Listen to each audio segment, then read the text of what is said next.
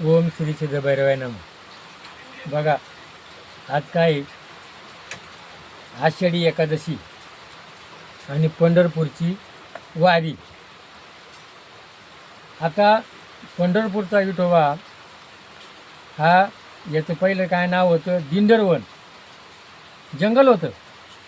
आणि ह्या दिंडरवनामध्ये रुक्मिणी ही विठ्ठलावर रुसून आली होती आणि त्या विठ्ठलाला रुक्मिणीला शोधण्याकरता भगवंत तिथे आले.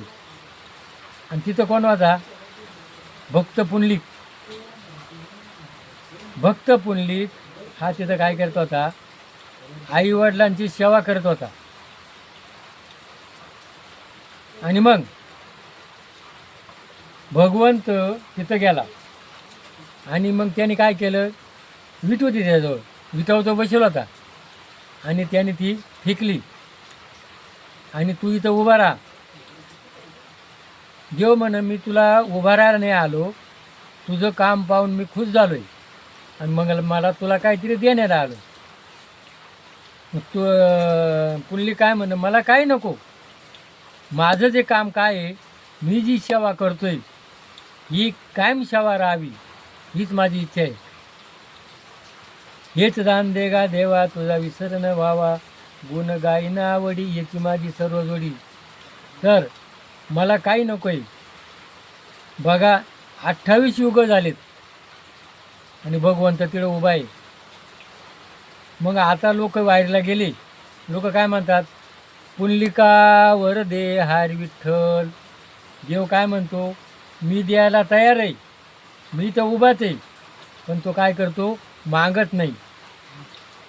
बघा, 28 युगापासून हा हे जे भजन आहे, पुंडलिका वरदे हार विठ्ठल, भजन झाल्यावर कोणचंही काम झाल्यानंतर हा श्लोक म्हटला जातो.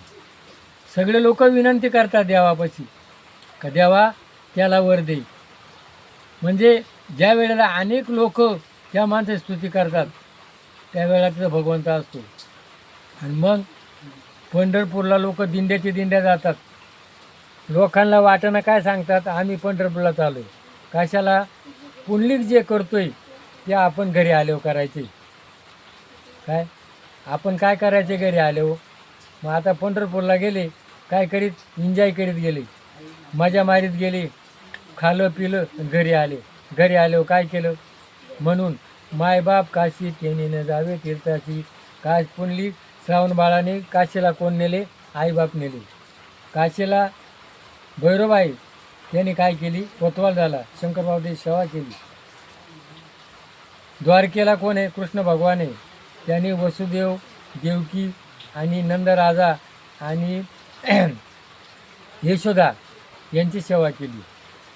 म्हणून हे जे देवस्थान आहे का, तुम्ही घरी आल्यानंतर ही सेवा करा, ही सांगण्याचा उद्देश म्हणजे आजच्या वारीचा उद्देश आहे. आणि जय भैरवनाथ महाराज की जय.